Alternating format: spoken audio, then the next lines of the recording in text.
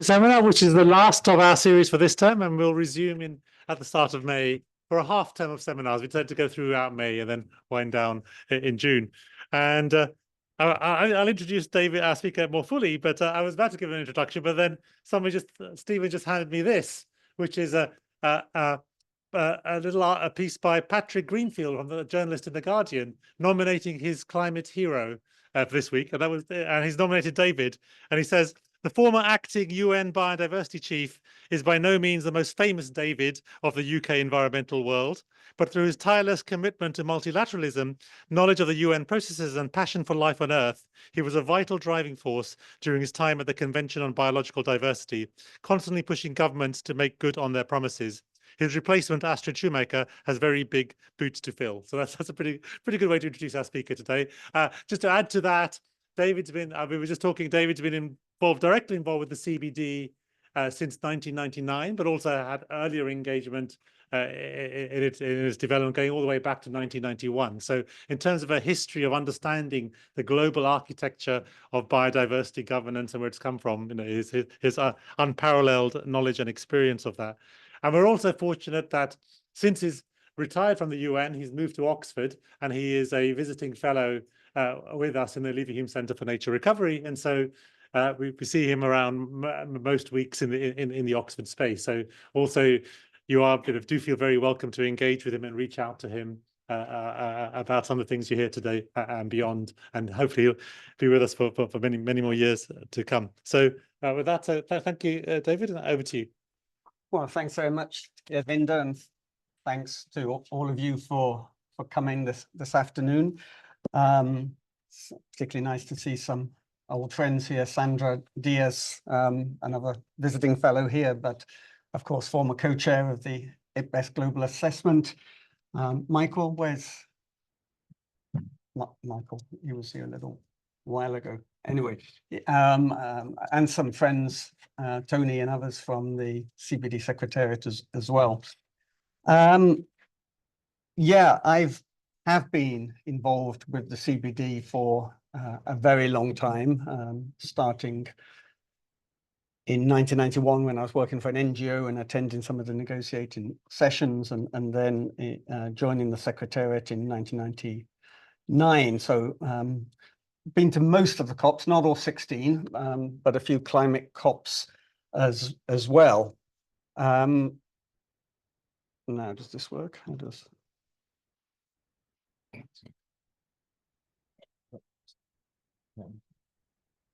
Okay. So Yavinder was, I think, at his first biodiversity COP in Cali, the most recent meeting of the Conference of the Parties. And if I understand from his blog, he thought this was the good COP compared to the other set of COPs under the climate convention. I'm going to talk a little bit later about some of the specific outputs of COP-16, but just to who has been to one of the climate COPs or biodiversity COPs? Okay, so quite a few of you. So you know that it is indeed a space for negotiation, and that's primarily, obviously, between governments.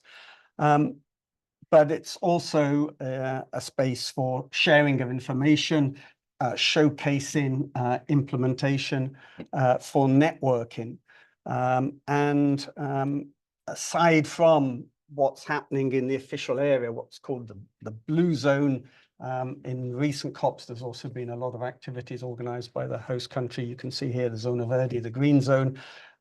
In Colombia, the president of the COP, who you can see in the top right of the screen there, Susana Mohammed, she was determined that this would be the COP de la Gente, the People's COP, and indeed there was a very large participation from civil society as well. So just in terms of who's engaged in a COP, it's of course, yeah, governments from the north and south, but a strong participation, a very important one, which I'll discuss a bit later, from civil society, including indigenous peoples, local communities, women, youth, and other civil society organizations. And I think the CPD process has benefited from being relatively open to this sort of participation. The little graphic on the left of the screen there just gives you a picture of the relative size of participation of these different groups in the last COP, in COP-16, which was in fact the largest, with about actually it says 1,300, it should be 13,000 participants. Still much smaller than the climate COPs, but much larger than previously. So this was COP-16. Yeah, so there's been these meetings of the Conference of the Parties since 1994, after the convention was first adopted. I'll look just very quickly also at the previous one, COP-15, which was in Montreal. It should have been held in Kunming, China, but because of the pandemic was moved to Montreal, or at least the second part of it. And this meeting was important because it adopted the Kunming-Montreal Global Biodiversity Framework, which I think many of you will have heard of. I'm going to give a brief introduction, brief overview of that in a few minutes. So all of this is happening under the auspices of the Convention on Biological Diversity, which was adopted at the Earth Summit in Rio de Janeiro in Brazil, alongside the maybe better known sister, the Climate Convention. Like the Climate Convention, it's primarily a framework convention. It provides a number of obligations on parties. Most of those are not legally enforceable, except for the reporting requirements, but it provides policy guidance to countries. And it also sets up some institutional arrangements. And of course, the key one is the COP among there, which meets now every 2 years, bringing together, as we've seen, those governments, but also civil society, science community, and other actors. Those institutional arrangements also include other things, and I won't go into the details of that, but a number of so-called subsidiary bodies, including a scientific subsidiary body, and of course, a secretariat. And so what is this biodiversity governance? And we can think of it, if you like, as the convention in its text, and then in the decisions made by the Conference of the Parties in providing policy guidance and also developing some mechanisms to support implementation of that guidance by countries. But the action is really at the country level. It's not a regulatory convention. It's not setting regulations in the way, say, CITES does, the Convention on International Trade and Endangered Species. It's really setting a normative framework, including, as we'll see, increasingly targets for implementation at the national level. And the primary vehicle there are these so-called national biodiversity strategies and action plans. And then, of course, implementation is important to be by all actors in those countries. Now, to be effective, though, that implementation needs to be kept under review. And indeed, this is supposed to be the primary role of the Conference of the Parties. And I think finally, as we'll see later, this role has been built up so that implementation can be monitored. Countries report on that implementation, and the Conference of the Parties can then say, okay, how are we doing against this guidance we've set? What adjustments need to be made? So it's that sort of loop there that I'm describing when if you like, in this term, biodiversity governance. And we're talking with a focus on the Convention on Biological Diversity, but of course there are a whole number of other biodiversity related conventions, CITES, the Ramsar Convention on Wetlands, the Convention on Migratory Species, and others. There are other conventions that are also relevant, and we won't go into the details there.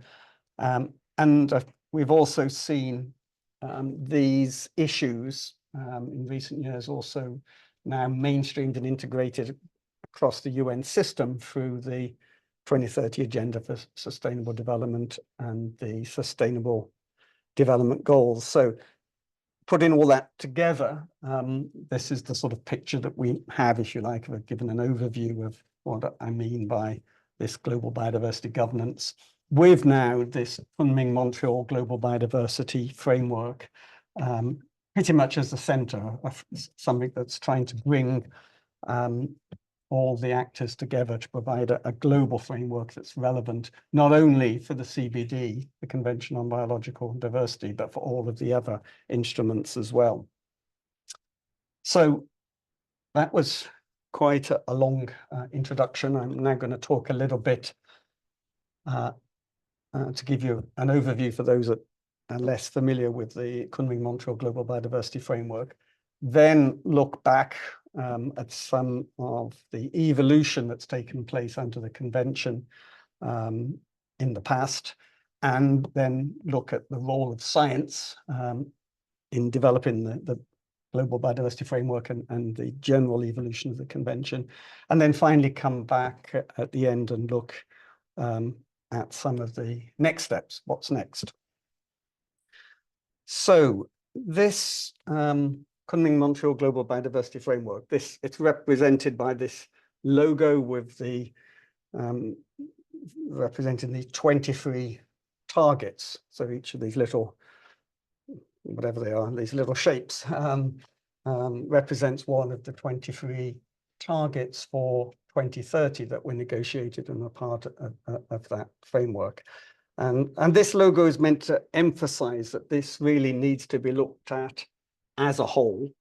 There's a tendency sometimes to focus on a particular target, target 3, the 30 by 30 target, but really we should be looking at the whole framework. So what is in this framework? Firstly, it's multi-scalar, both in time and in space. And so if we're looking in the longer term, the parties have said, they actually established this back in 2010, a long-term vision that we should be living in harmony with nature. So this is a long-term vision for 2050. It was negotiated at COP-10 in Nagoya and remains. What the Global Biodiversity Framework does, though, is try and say, what do we mean by that vision? Can we be a little bit more specific than saying just we want to live in harmony with nature? And so there are 4 goals. So these are long-term goals for 2050. And the first one, which we summarize as protect and restore nature, is the one that's focusing on the components of biodiversity itself. And it does include some quantitative elements. And we had a lot of discussion, and the parties had a lot of discussion. And Sandra, among others, heavily contributed to that discussion. And I think it'd be interesting to hear what you think, but I think that what we see here in looking at what we want to achieve across these different dimensions of biodiversity really is probably the most ambitious we could be that is still consistent with the science. It is an incredibly ambitious goal. The second goal, which we summarize as prosper with nature, it has 2 sort of angles to it. One is emphasizing sustainable use. So we should be making use of biodiversity. It's not only about conserving, and people should benefit from it.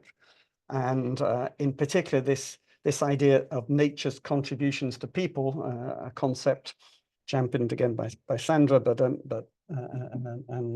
being the focus of IPBES, in Intergovernmental Panel on Biodiversity and Ecosystem Services, the IPCC for biodiversity, if you like. This concept about all the different benefits that people get from nature, including material ones, of course, like food, clean water, but regulating ones and cultural ones as well. This is a concept that evolved from the earlier concept of ecosystem services. So this is the second big goal of the plan. The third is focused on, really relates to the third objective of the CBD itself, which is about fair and equitable sharing of benefits derived from genetic resources, and now also from digitized genetic resources. That the idea being that these are resources maintained by communities and countries, predominantly in the South, and benefits should be the benefits generated, for example, from pharmaceutical companies and the like, should be shared. And finally, a goal about the means of implementation, mobilizing the necessary financial resources, providing the capacity, and specifically closing this biodiversity finance gap, and again, a quantitative element to that target. So these are the four overarching goals for 2050. But 2050 is a long way off. We need action now, and therefore the mission, complementing the longer term vision, the mission of the Kunming-Montreal Global Biodiversity Framework is to take urgent action to halt and reverse biodiversity loss and put nature on a path to recovery by 2030. The full text actually goes on a bit, but that's the main gist of this vision. And it's these 23 targets. If we break that globe up into its little pieces, you'll see that we have those 23 action targets to achieve results by 2030. So these are not targets, to start action by 2030. You start action now to achieve the results by 2030. And some initial analysis that has been done to sort of modeling by the Netherlands PBL, modeling at least some of those targets and saying if they were fully implemented, would you actually achieve those goals? Well, you did achieve some elements of them.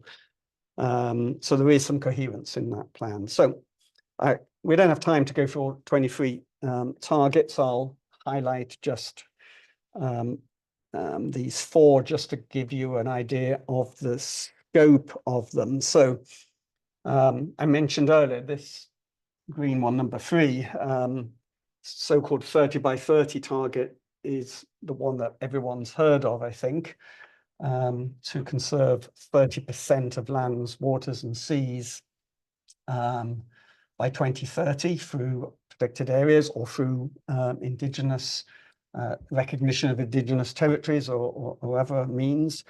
But this shouldn't just be any old 30%, right? It should be the areas that are important for biodiversity, the areas that are important for ecosystem services, and of course they must be effectively done and respecting the full rights of indigenous peoples. So there are a set of targets. The yellow one here, number 7, is an example that are addressing some of the direct drivers of biodiversity loss, such as pollution. We'll look at how this text, number 7, was negotiated in a minute. But there's also targets that focus on looking at some of the underlying drivers and what needs to be done, for example, by business to reduce negative impacts. And then there are other really important targets. So this one, 22, is about ensuring inclusive participation by all social groups, respecting rights, including access to justice. It also specifically in the full text mentions human rights defenders of the environment. So there are 23 targets, but this is just to give you an idea of the variation of some of them. So those targets then there in the middle. Another important part of this framework, which is less well known, but are these so-called I'd like to think of something more interesting than this name of cross-cutting considerations, but some of these general themes and principles, and there's a number of them. I'll highlight just a few here. But the framework has a very strong emphasis on rights, a human rights-based approach. It also recognizes the right for healthy and safe environment. It recognizes the rights of Indigenous peoples and local communities. And it cross-references, in fact, UNDRIP, the United Nations Declaration on the Rights of Indigenous Peoples. It's the only other instrument that's mentioned in the plan, and only other legal instrument. It recognizes different value systems. It has a strong focus also on gender and gender responsiveness, as well as on intergenerational equity. And, you know, all of this perhaps can be summed up by this whole of government and whole of society approach. So whole of government, you need to look at, for example, all ministries, you need to look at all sectors of the economy, and all of society needs to be engaged in the actions if they're going to be successful. And finally, this plan has these different mechanisms to support implementation, to mobilize resources, to other implementation support, and the monitoring, reporting, and review, which we'll look at a little bit more later. So that's the plan as a whole, and there's been quite a few papers in the scientific literature written about this plans. These are some of the earlier ones, really highlighting some aspects of it. For example, it's the emphasis it places on the contribution of Indigenous peoples, the fact that it could be a framework that could achieve or support transformative change, which a theme which we'll come back to later. So that's just an overview of the Kunming-Montreal Global Biodiversity Framework. I'll now turn to look perhaps at how we got to where we are now with this framework, the evolution of the convention, and the role of science. So just coming back, showing the sequence of meetings of the COP that we've had since 1994. And I was looking at some of the topics, some of the key agenda items that that we saw perhaps in each of these sort of, we could say, roughly 3 phases of the convention. So, you know, early on, as in the top left-hand corner there, there's a lot of focus on looking at the different biomes and the biodiversity, how you'd manage biodiversity in different biomes.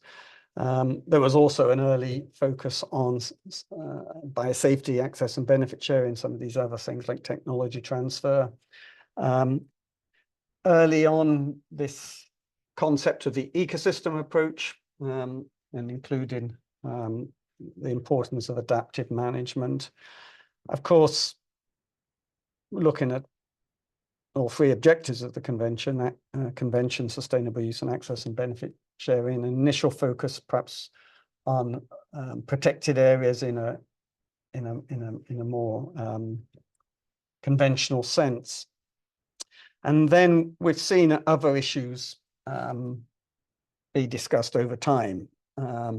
So complementing protected areas, other effective area-based management, the importance of safeguards in actions, for example, in actions on climate change, safeguards to protect the rights of Indigenous peoples, some emerging issues that have been looked at, like geoengineering and biofuels and what this means for biodiversity, increasing focus on looking at some of the underlying drivers, sustainable production and consumption, the concept of ecosystem services, which came from the Millennium Assessment,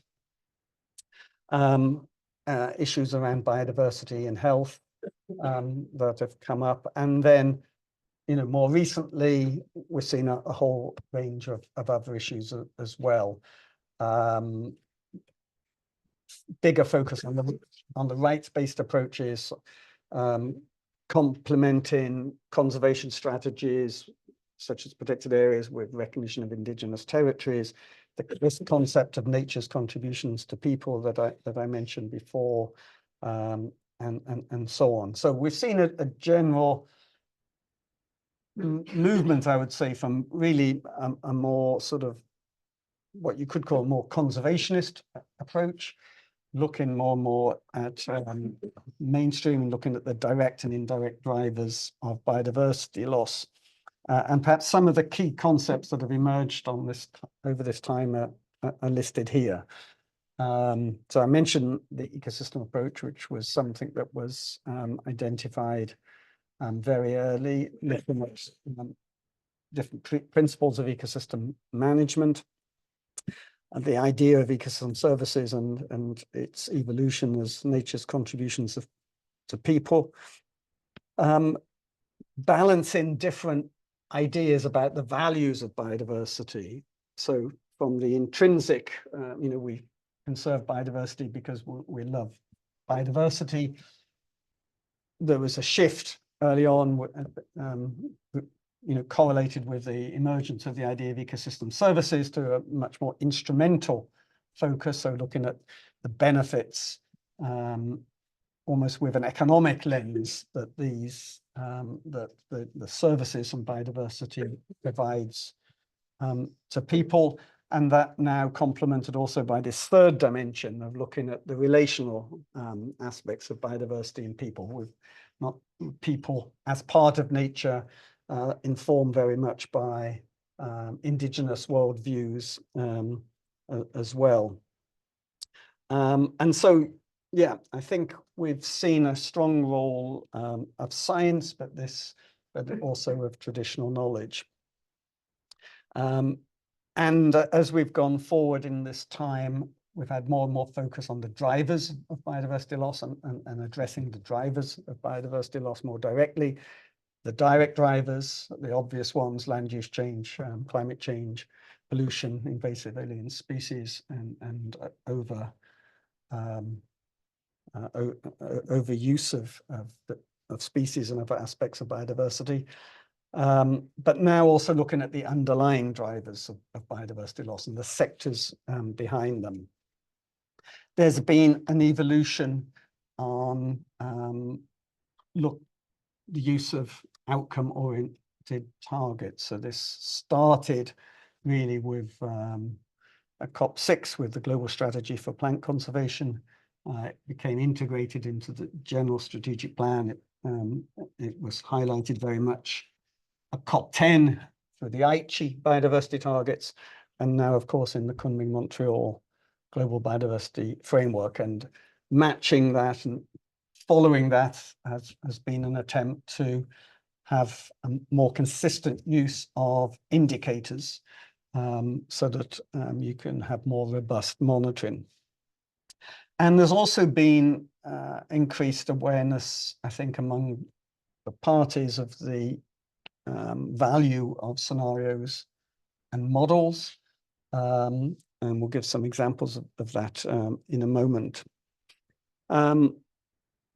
So I mentioned early on the importance of Indigenous peoples and local communities to the role of the convention. And indeed, I think Indigenous peoples and local communities have played really a very strong role in shaping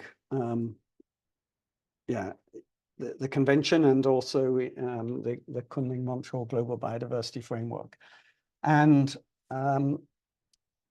I think this happens initially, of course, because embedded in the text of the convention itself is an article of the convention on the top left of the screen here, which calls upon parties to the convention to respect, preserve, and maintain the knowledge, innovations, and practice of then the terminology was Indigenous and local communities.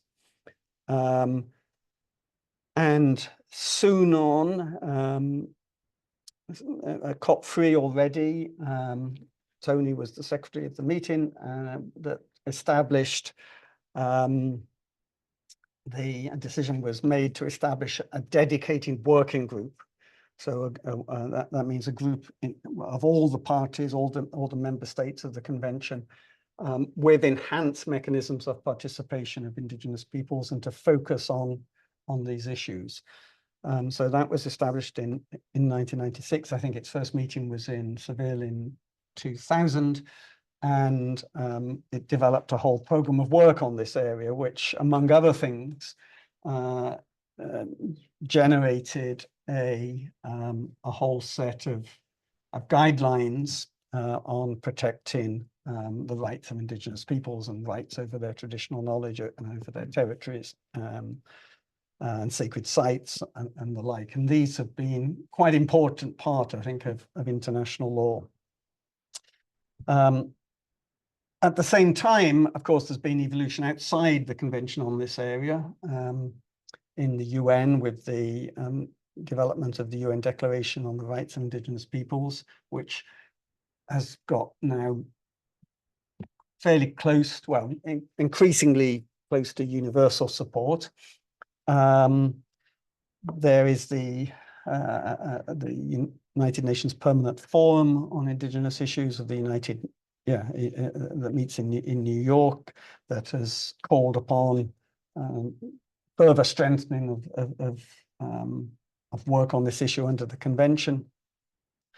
And the second global assessment of IPBES and the whole IPBES process has also engaged more with traditional knowledge, linking science with traditional knowledge owners, recognize the contribution of Indigenous peoples to conservation, that the fact that biodiversity in lands managed or in the territorial in the traditional territories of Indigenous peoples is, generally speaking, in a much better shape than biodiversity in other areas. So the role of Indigenous peoples as actors in protecting and using sustainable biodiversity has become more and more recognized.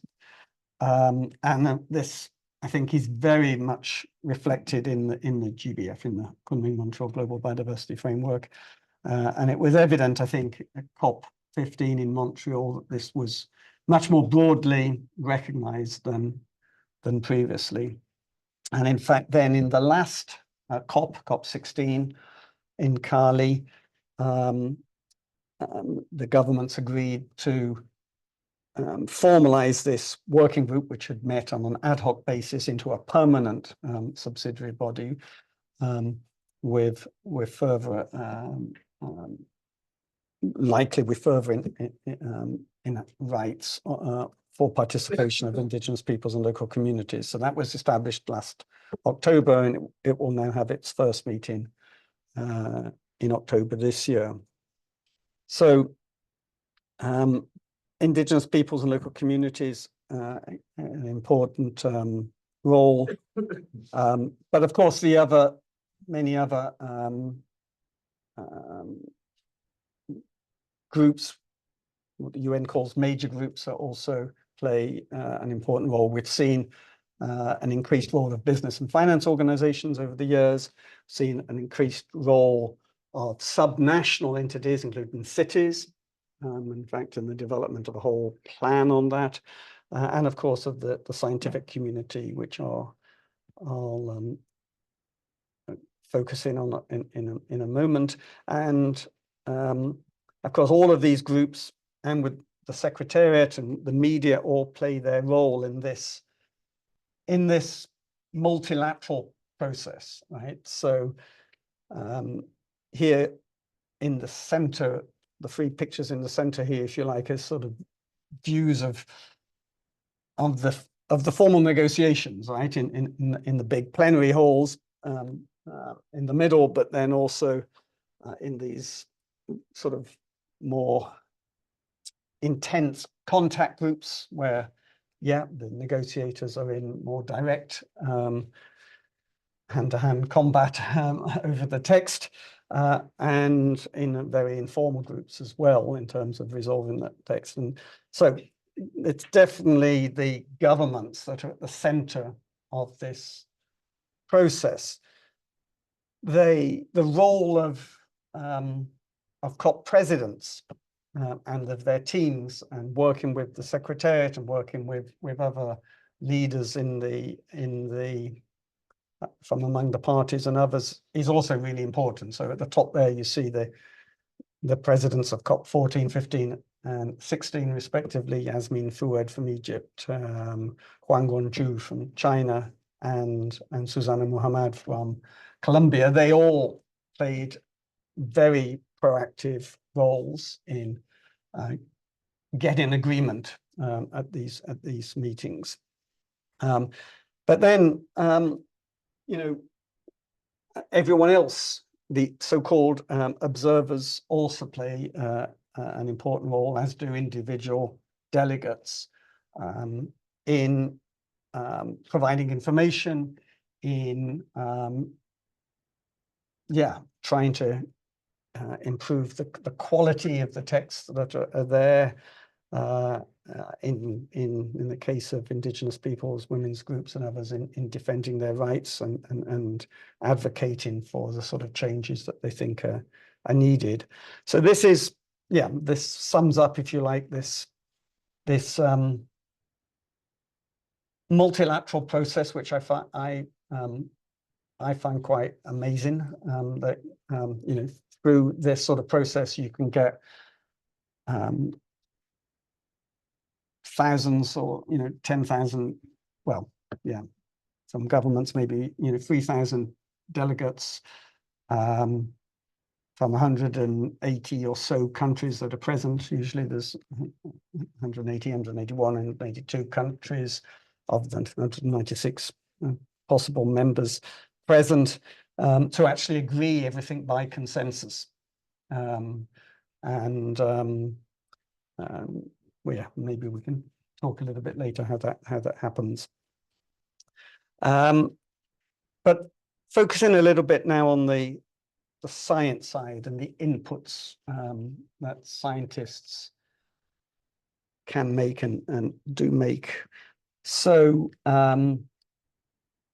this sort of summarizes maybe the sort of flow. So the decisions are made by COP, the Conference of the Parties, those big meetings of around 10,000 people. But they're very much prepared by the smaller subsidiary bodies, still with all the countries involved and most of the stakeholder groups also involved. But these are meetings of maybe around 1,000 people. So this is SUBSTA, the subsidiary body on scientific, technical, and technological advice. And it's a much maligned body. Everyone says, oh, this is just a little COP and it's just a pre-COP and so on. But in fact, a lot of important decisions, guidance, indicators have been processed through this body. And in turn, that draws upon inputs from the scientific community, and they may come from studies, some of which may be commissioned, others which may be just produced, from expert groups, including, again, those that are established specifically by the previous COP. And since its establishment, IPBES, the Intergovernmental Science Policy Platform for Biodiversity and Ecosystem Services, otherwise known as the IPCC for biodiversity. So all of these channel important inputs. Now, I think sometimes scientists can turn up at a COP and be disappointed that they can't get their great ideas or their latest research reflected in the decisions. And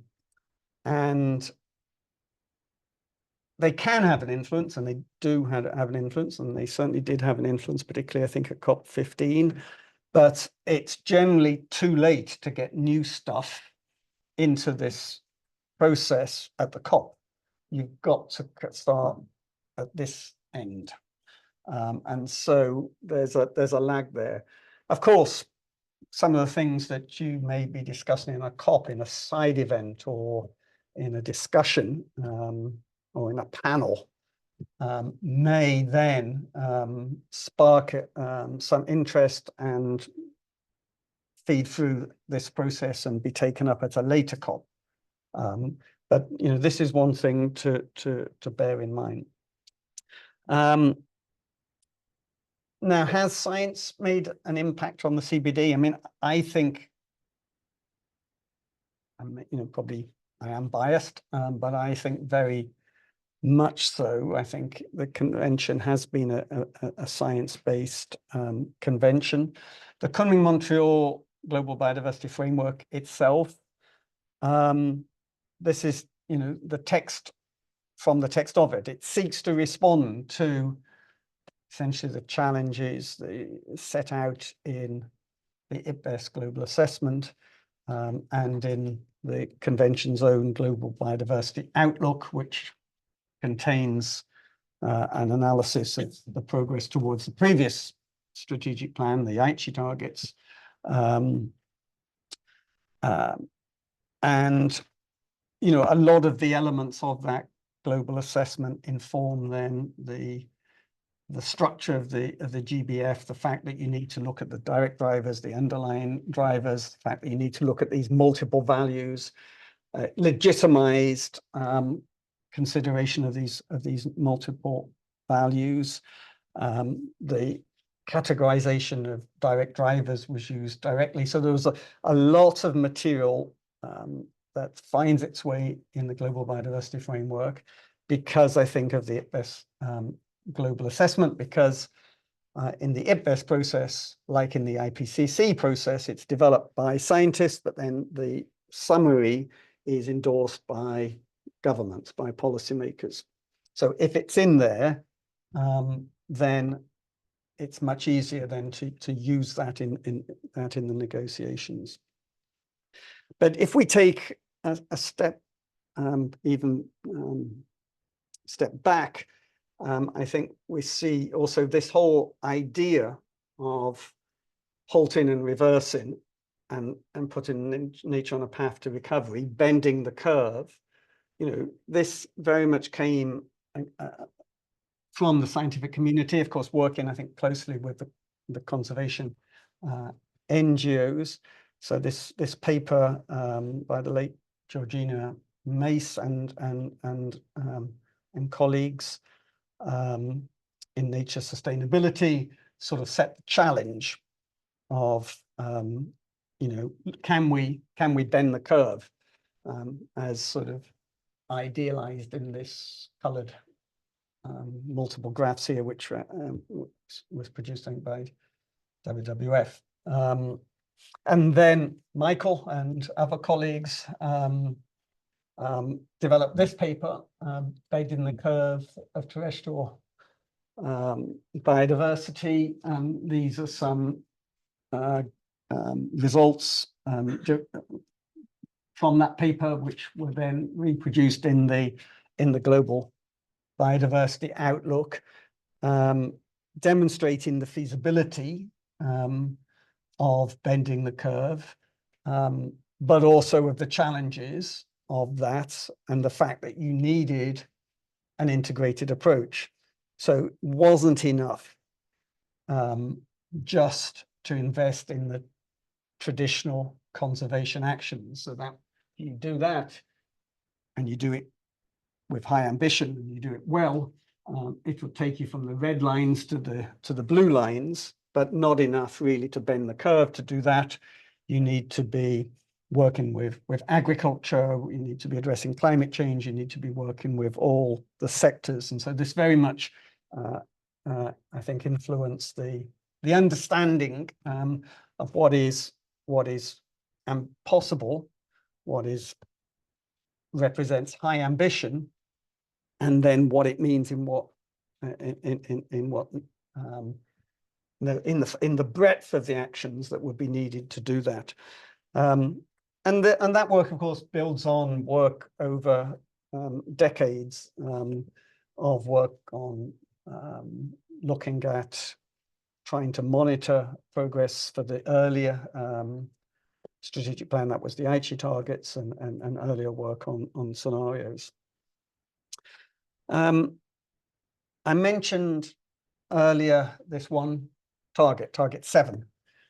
And I thought it might be just fun to look at the evolution of the text of this target. So there was a zero order draft, then there was a first order draft.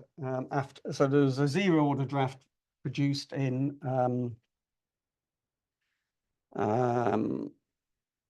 early 2019, and then on the basis of that, there were comments made in writing from parties and from observers, and then there was a first draft produced. There were then a series of 5 meetings of this working group. The last one that took place well ahead of COP-15 was this working group 4. It met again then just before, in Montreal, just before the COP-15, and then we had the final adopted text. So you can see what was in the first draft, what was in the final text, and then what happened in the meantime when negotiators, through a mix, I think, of enthusiasm and caution and all sorts of things, put in a lot of alternatives. Some of this was because they were concerned about particular issues. So what impact would reducing pesticide use or reducing fertilizer use have on agriculture? How feasible would it be to address some of these things? But on the other hand, some of these multiple texts just came because every delegation, often advised by their own scientists, thought they had a better word in than the next one. And there was perhaps some lack of discipline, maybe, among some of those delegations, sometimes in trying to say, okay, we can, yes, we'd prefer this, but this is fine. Of course, eventually we came to a text, but the very final text was prepared by the COP president with the support of the Secretariat. Just to note some of the changes that happened here. So one of the changes was with relation to pesticides, was a focus on risk rather than quantity. And this was actually one of the recommendations from this science brief that a group of scientists, mostly scientists that have been involved in the IPBES process, produced. They produced these on a number of targets, and they gave the scientific evidence for for the level of ambition and for how some of these targets could be achieved. And I think this was perhaps an example of where scientific input just before and in the moment actually, unusually, because usually it has to come much earlier in the process, as I mentioned, actually made a difference. Just zooming in on some of those changes. Again, I've repeated the first text, and here is the last text compared to the last negotiated text before the presidency took it over and made the last changes. And actually, you can see most of the changes in the end were deleting some detail or some issues that were really cross-cutting issues, and trying to simplify the text a bit, although we still see it's much longer than the original. Yeah, so that's just one example of how a text was negotiated and how the scientific community made inputs. And in fact, a paper looking at the lessons from COP-15 came with this conclusion here, that scientists can strengthen the effectiveness of these agreements if they do a number of things, which is prioritizing communication, consensus building, networking, and actually getting the support often of other groups. So this graphic here is a more complicated version of the one I showed at the beginning of this section with the blue circles of input, substat, and COP. It's basically the same thing. We also had a dedicated working group for the negotiations, but this also looks at how NGOs, the media, and others can also interact in this process. Okay, I better move on. So now just looking very quickly at some of the future issues. So again, we're looking at how can we implement this framework.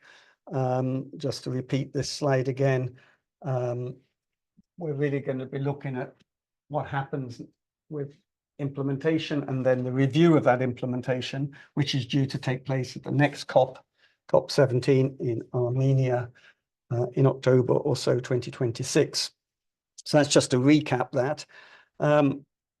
These are some of the key outcomes from COP-16. There were many others on biodiversity and health, on biodiversity and climate change, on identifying special places in the marine environment that might need protection under the new treaty on biodiversity beyond national jurisdiction. But these are some of the perhaps key issues in terms of looking at this biodiversity governance. I mentioned this purple one I mentioned already, this new subsidiary body and program of work on Indigenous peoples. There was also an agreement to establish a fund for benefit sharing from the use of digital sequence information. So we'll see how that gets mobilized, but companies or entities that make use of digital sequence information, that's genetic resources that have been digitized, stored in these global databases, should share a proportion of their profits or turnover with a fund which would support communities and countries in the south, indigenous peoples in the north and south, countries in the south. There were then these last 3 or 4 things here: the monitoring framework, the reporting and review process, the strategy for resource mobilization, and the guidance to the Global Environment Facility, which is the current financial mechanism of the convention. It wasn't possible for them to complete all these decisions in Cali because we ran out of time, and so there was a resume meeting a couple of weeks ago in Rome, where finally they did come to agreement on these, and particularly on the strategy for resource mobilization, which allowed then agreement also on the monitoring framework. So we have now a good framework, relatively good framework for monitoring progress, with a whole set of indicators, which includes a subset that all countries have been asked to use, the so-called headline indicators. Countries are now in the process of setting national targets, and most countries have already done that. This slide will look a lot better when we get the English translation of the Brazilian targets, which have been adopted and agreed, but not yet formally transmitted, so they're not showing in this slide. Yeah, countries have set national targets. Some of them align very closely with the global biodiversity targets, others less so. We can talk about that later if there's time. And they're also updating their national biodiversity strategies and action plans, which is their plan for how to get to implement those targets. And these are just some examples of that. I just put in this slide really to link to the talk that was a couple of weeks ago, 3 weeks ago, by Andy Gonzalez, presenting the proposals for a monitoring network through GeoBon. But this sort of complete system, if you like, it's less well developed for biodiversity than for for climate change, where you have a well-developed global climate observing system. Of course, we didn't used to have IPBES, but now we do, so that sort of matches the role of IPCC. The research is also perhaps less cohesive than it is in the climate community. Future Earth was meant to fill that gap, but perhaps less successfully than we'd hoped for.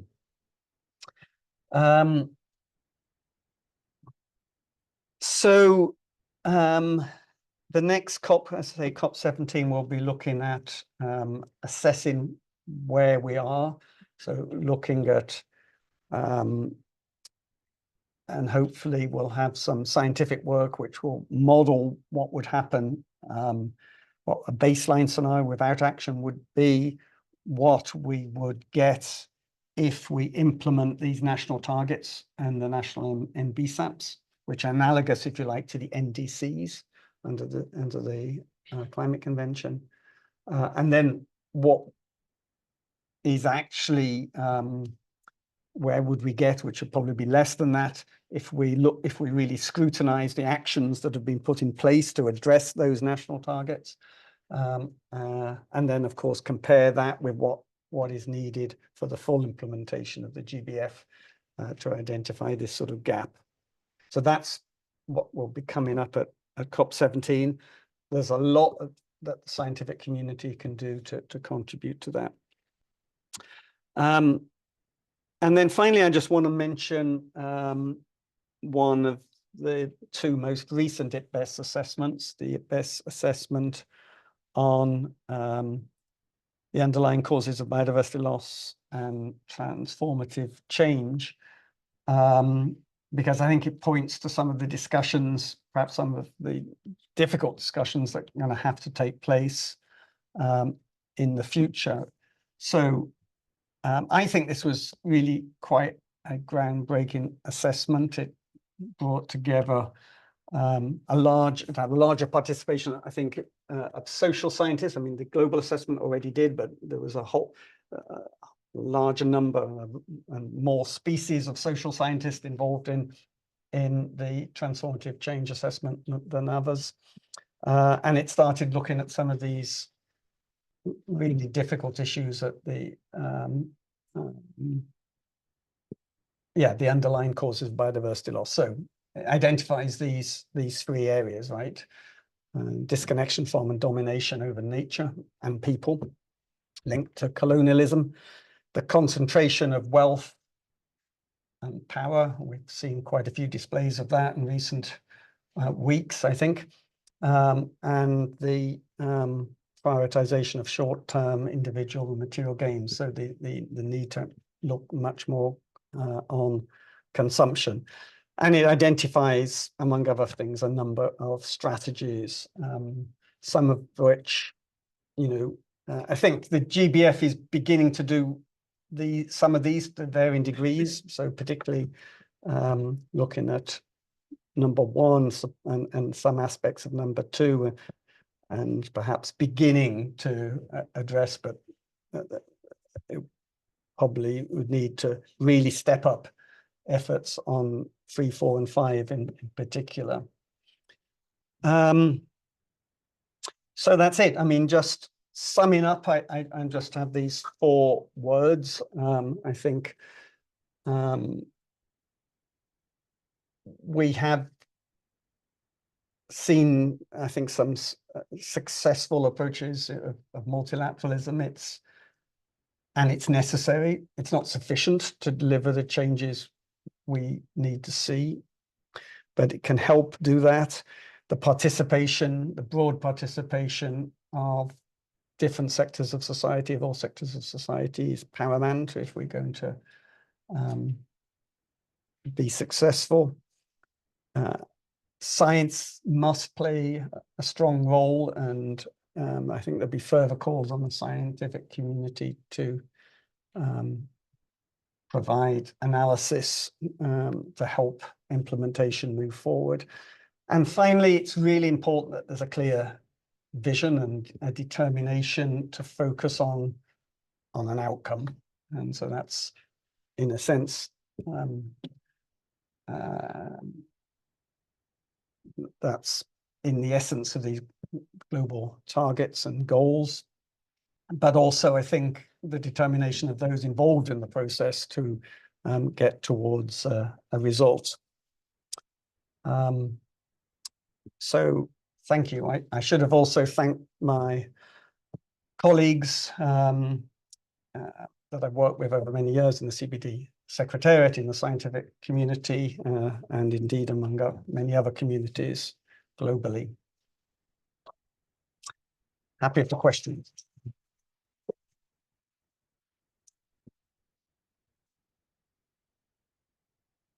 David? Okay, we'll open up to questions, then we have some drinks around the corner as well for more informal conversation. I'd like to just follow up on your thing about the contribution of science. So how could we, as academics, contribute? So one route would be through the IPBES and the assessment. What would you think are the most effective way for people to engage in different ways in that scientific, or just in wider research process, not just science, but beyond that? Yeah. So I think that's quite a big question, and I think there is many different ways. So one, since you mentioned it, the IPBES process, and the second global assessment will start shortly, and IPBES is currently looking for experts to be involved in that process. So maybe we'll circulate the links to that. The deadline is the end of this month, well, March the 28th, for the first phase of that process. But then I think, secondly, there's a lot that's going to be needed to try and support this review process. So, you know, what can we translate, on the one hand, the commitments, and on the other hand, the actions that countries are taking? Can we model those and say, are we, you know, what progress towards the targets, what progress towards the goals will we make with that? I think improving the work on the models would be a big help in that too. I think sort of a more general point is that it's the policymakers, and perhaps especially, well, everywhere, I think, but including those in the South, they want to rely on data that they can trust. And that doesn't mean that it's just sort of data that's published in a paper globally. They have to understand where it's coming from, and ideally, you know, have their own people engaged in that. So I think collaboration with, across countries, particularly with developing countries and with communities in those countries, the scientific community, but others, is really important if we're going to make the science not only, you know, objectively good, well, also to make it objectively good, because we know that without that sort of ground truth in, then it may not be. So I think that's a very strong point. And then of course, supporting what's happening here at home. So supporting local monitoring efforts as well. And then I think using science in terms of messaging to the public through the media, to friends and so on, in terms of the challenges and what is needed. Okay, great, thank you. We can open up the floor. Sandra? Thank you. Thank you, David. Is it working? Cycle after cycle, when the global biodiversity outlooks are published, and there is cycle as a cycle, the conclusion that the vast majority of the targets have not been made, people may ask, if you keep failing achieving the targets, why keep trying? And what's the point in following with the process? Yeah, so I mean, I would contest that that countries are failing. Some are, but many, I think, are making a lot of progress. The progress isn't enough to meet the targets. One could say the goals and the targets are therefore too ambitious. I wouldn't say that, because they are what I think we know we need to achieve if we're going to have a livable planet. And I think it's very much similar to the story with climate change, right? Where without the actions, without the actions that have been taken under the climate convention, we would have been on track for 4 degrees. We're now on track for roughly 3 degrees. We need to be on track for less than 2 degrees, and we know that actually even that is very harmful. I think it's similar for biodiversity.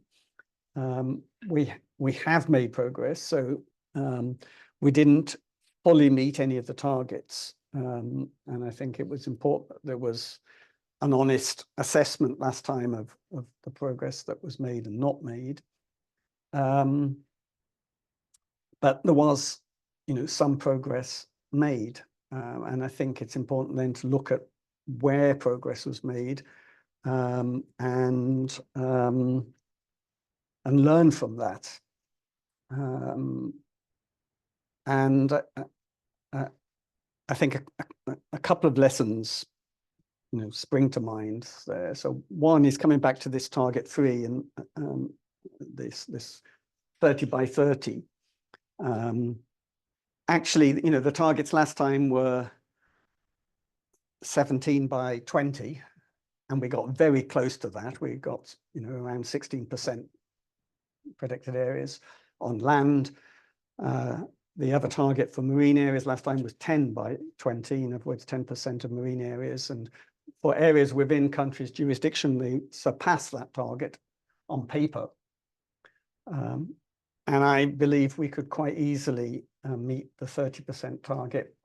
But if you don't truly meet that target, and that means by focusing on areas that are important for biodiversity, important for ecosystem services, engage indigenous peoples and others in their management and manage them effectively. If you don't do all those things, then actually it shouldn't count.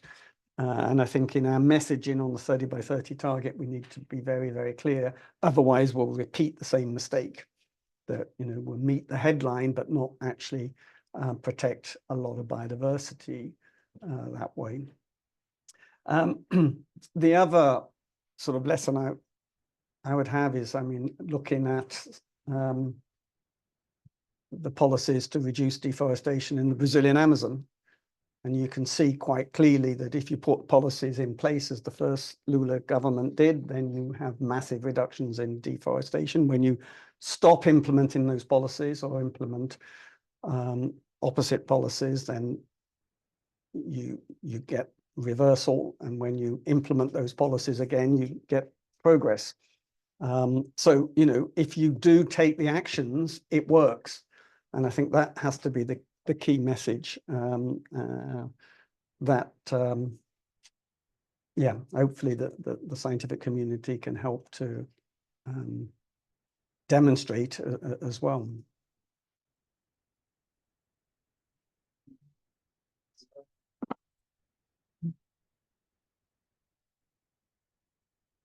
Thank you. You gave a great exposition of the development of the CBD process, and it seems that the new GBF has learnt a lot of the lessons of what went wrong during previous cycles. But the other big difference now, of course, is that the decade that we're monitoring now is a lot shorter than the previous ones, because we lost the first 2 years to COVID. So thinking ahead to when we get to 2030, what do you see being, how do you see the GBF being reviewed and repurposed, and how does that discussion start? And what can we look forward to? What signals should we be searching for? So, like to think that not too much would have to be changed to the basic structure and content of the framework. Already it includes this 2050 vision and 2050 goals. Obviously, the targets for 2030 would need to be updated and hopefully stepped up in ambition to get closer to those 2050 goals. But I think, yeah, and that would need to be informed about, what we learn in the meantime and what is done and the progress that is made in the meantime. I mentioned that I think you'd have to put even more weight on some of those underlying drivers than is in the current plan, and that's the best assessment would suggest that. But I would hope also that the world isn't distracted by thinking about what the next iteration is rather than doubling down and trying to implement what we have. It's, and I think my biggest criticism of the process is that, yeah, sometimes the meetings are basically full of negotiation junkies, so they want to negotiate the next thing. And we need more emphasis on implementing what's already been agreed.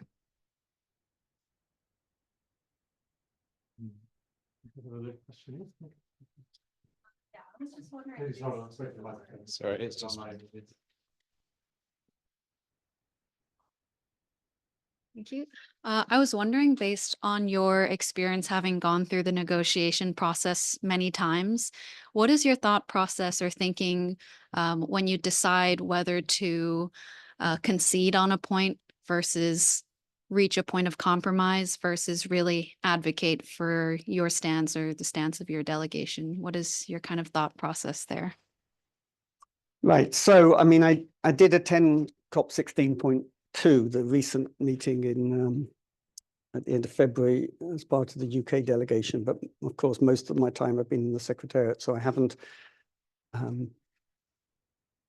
had a point. We, of course, are impartial, but in a sense not neutral, because I think we've got we're trying to support the implementation of the convention.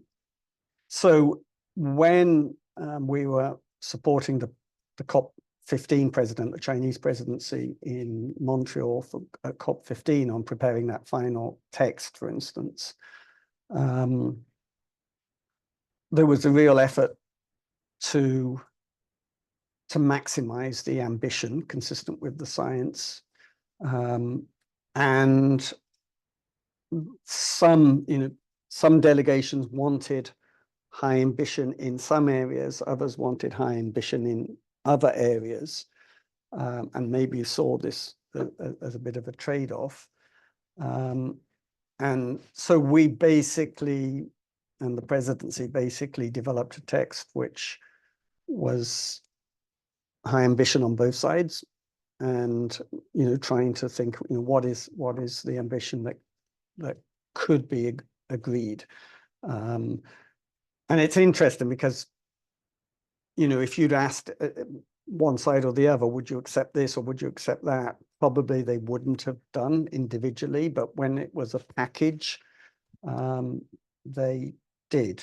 And I think so. Yeah, sometimes this is my last point on the sort of this vision and this determination. I think you need to be very clear on what is this trying to achieve. So yes, you're trying to achieve agreement, but you're also trying to achieve an agreement that is meeting the stated needs of what you're trying to negotiate.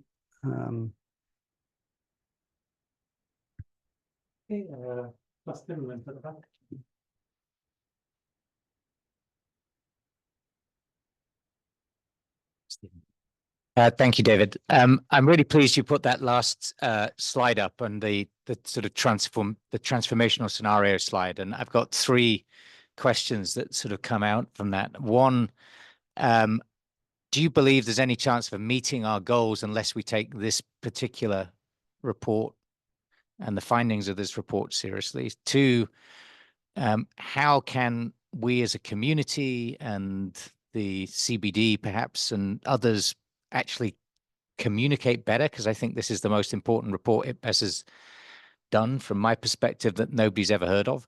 And three, what are governments actually doing to take any of the recommendations this report seriously, to give us any sense that that we may be actually getting to some of the root causes?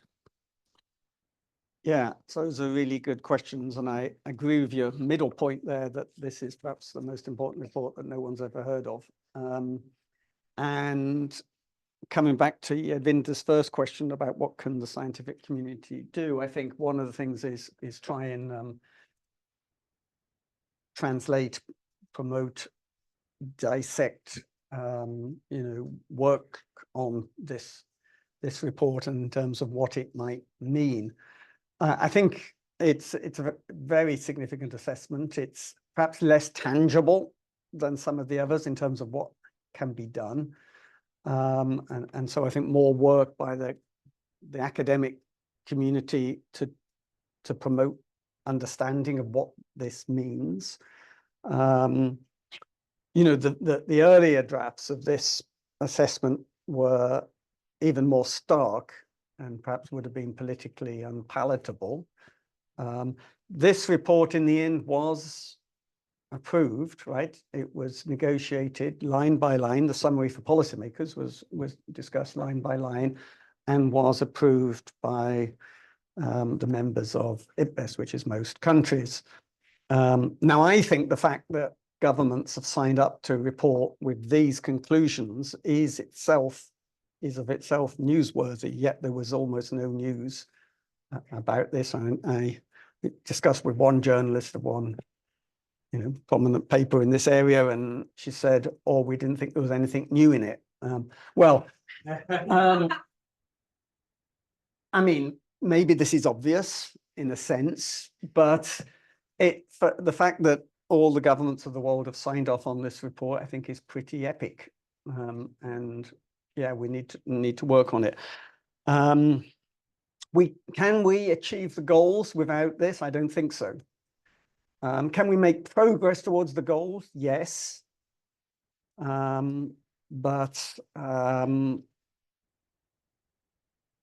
Yeah, I think the report itself says basically we cannot have the transformative change that we need without addressing these issues.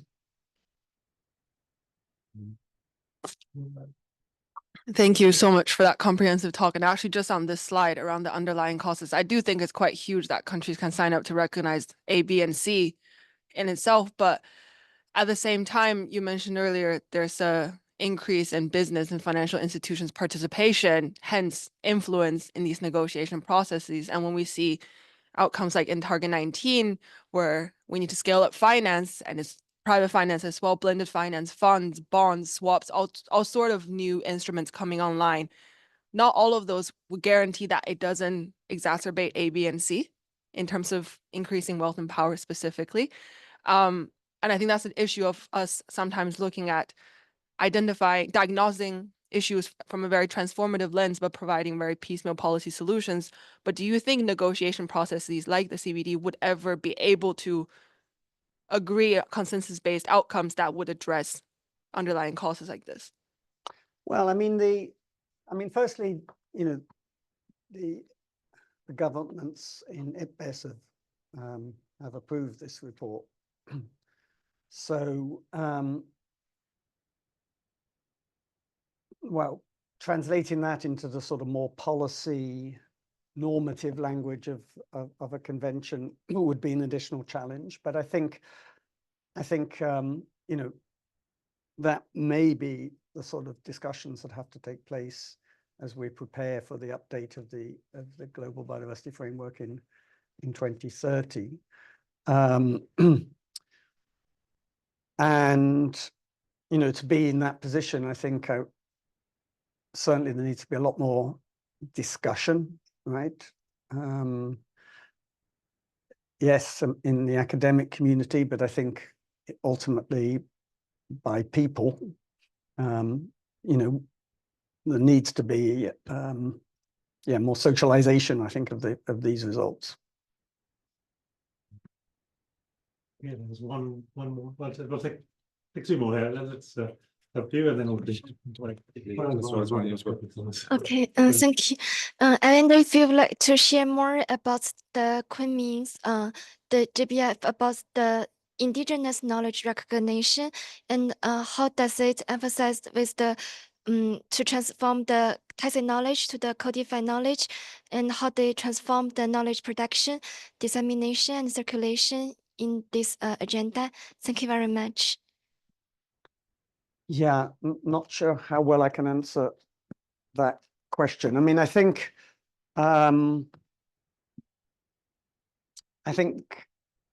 the convention has helped to yeah, increase the recognition of the role of indigenous peoples in conservation and in sustainable use, and you know, that's demonstrated by looking at outcomes in particular. And then I think the IPBES process has worked on looking at how traditional knowledge can be drawn upon, can be used in scientific assessments like the global assessment, alongside more conventional Western science. Yeah, I'm not really an expert in being able to go much more in that, but we could perhaps talk later and find people that could help you with that. Okay, we'll take just two more at the end. So just Francia. Hello, David. So my question is, given that I would say national priorities are shifting, and the sources and the funding that would normally go towards biodiversity is being quite significantly impacted, especially in recent months, and I think it seems like it will be the case for the foreseeable future. How do you see bodies such as the CBD navigating this new landscape? Yeah, that's a good question, and I don't really have a good answer. It was, I think, I mean, part of the reason that there was a successful result in Rome a couple of weeks ago was that the delegates there wanted to demonstrate that even in this difficult geopolitical climate, multilateralism can still work, and we can still get an agreement. And there was an obvious not just willingness, or I think almost determination of most delegations there to find a result and find a way forward.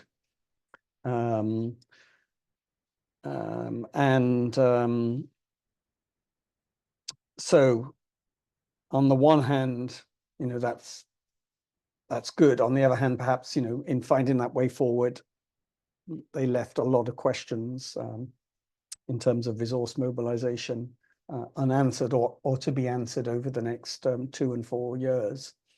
And I think, you know, again, we just have to do whatever work we can to provide the arguments, provide the evidence of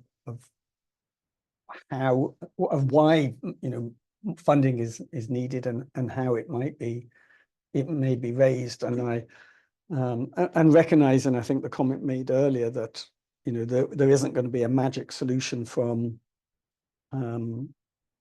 private finance. So yeah, these are really challenging times.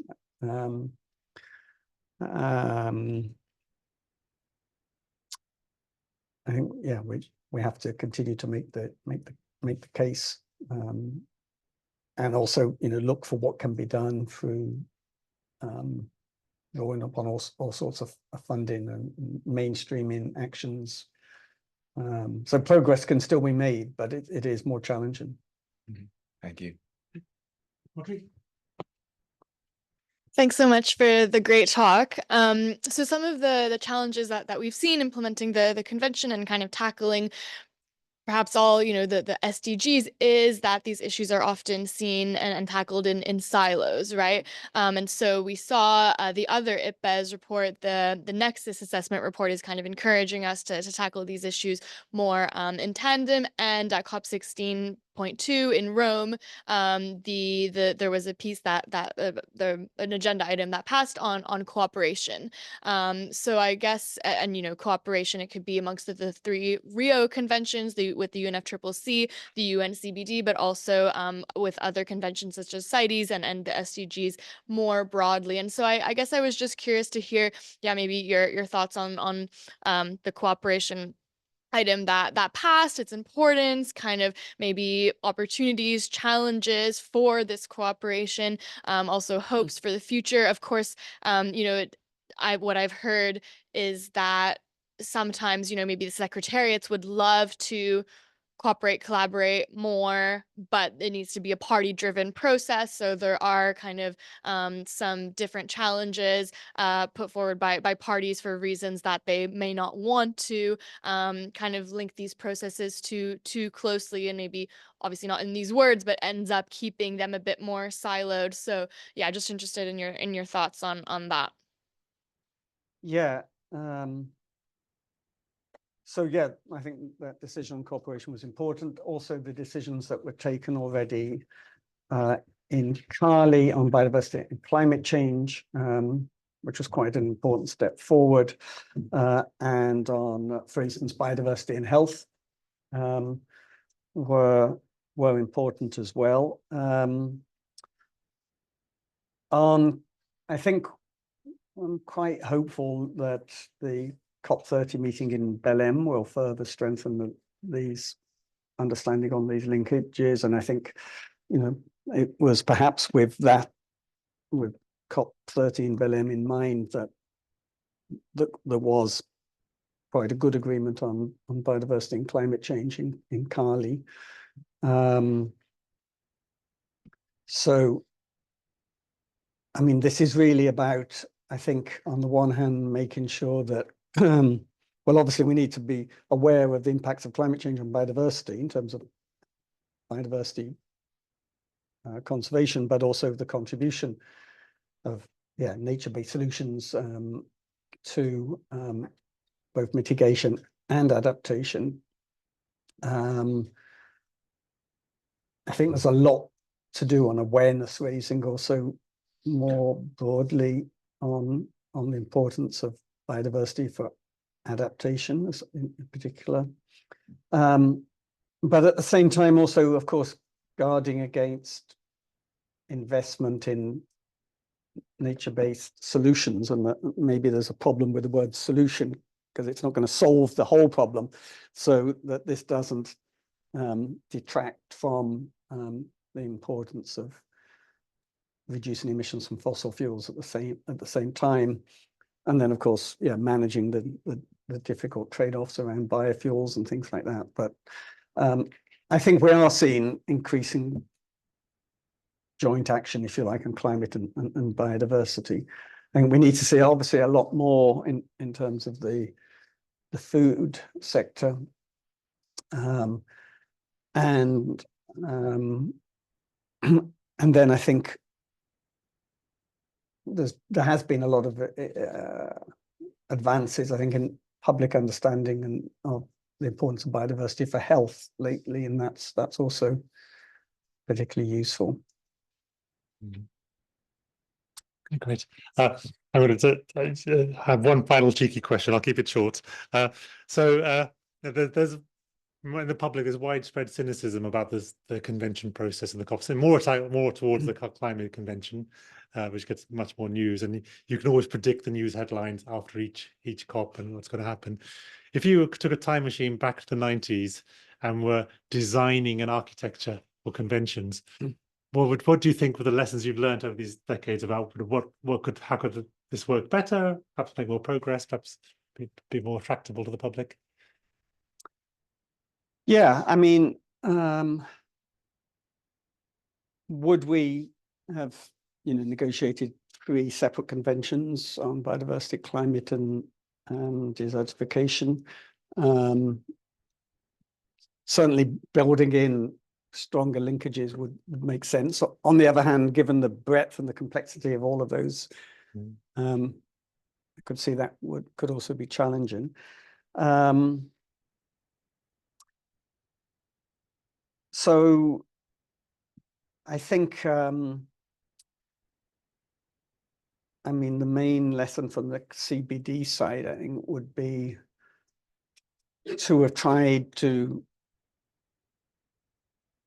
maybe discourage the absolute volume of issues being negotiated and have a bit more focus on reviewing implementation, which is eventually come, right? And it's the same thing in the climate convention. So the big advances, I think, in the Paris Agreement were that, and now in the GBF, that you're going to be reviewing implementation, and perhaps it shouldn't have taken so long to get there. Yeah, I mean, but I mean, the other thing, and I think also coming back to the synergies or the silo issue, I mean, the problem then is really implementation, right, at the national level. So the agreements are not bad. It's the follow up and the implementation of them that has to improve. Okay, great. I think we'll wrap up there. Do Cara, feel free to join us around the corner for an informal drink. And thank you very much, David, both for this talk, but also for your contribution over the decades to making all of this the reality that it is. So thank you very much.